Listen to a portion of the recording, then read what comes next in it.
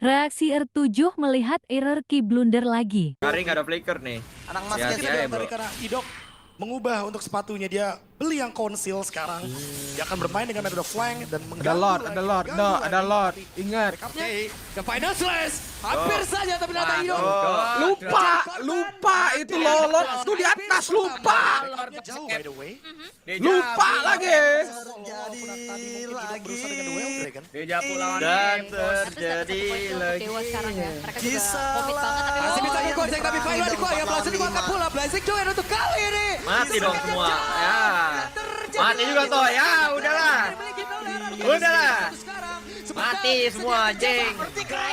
Player Dewa selesai. yes, dan triple kill diambil oleh Sumpah, Cok, aneh banget anjing. yang akhirnya ngepoint dari Lord.